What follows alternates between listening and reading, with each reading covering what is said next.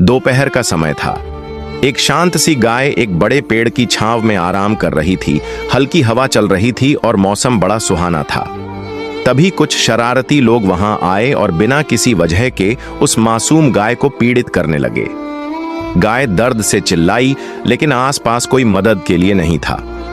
थोड़ी देर बाद एक भला आदमी उधर से गुजरा। उसने घायल गाय को जमीन पर तड़पते देखा और बिना समय गंवाए तुरंत अपने मोबाइल से एनिमल एम्बुलेंस को कॉल किया। उसकी तत्परता और करुणा ने उस गाय को जीवन दान दिया। कुछ ही समय में एम्बुलेंस वहां पहुंच गई।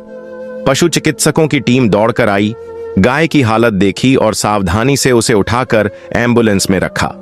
उसे अस्पताल ले जाया गया, जहां उसका तुरंत इलाज शुरू किया गया। अगले कुछ दिनों तक डॉक्टरों ने पूरी देखभाल की। उन्होंने उसे दवा दी, जख्मों की पट्टी की, खाना खिलाया और उसे अकेला महसूस नहीं होने दिया। धीरे धीरे गाय ठीक होने लगी। उसकी आंखों में दोबारा चमक लौट आई और कुछ ही दिनों में वो फिर से अपने पैरों पर खड़ी हो गई। यह कहानी हमें सिखाती है कि इस दुनिया में इंसानियत अभी भी जिंदा है। एक छोटे से नेक काम से किसी की जान बचाई जा सकती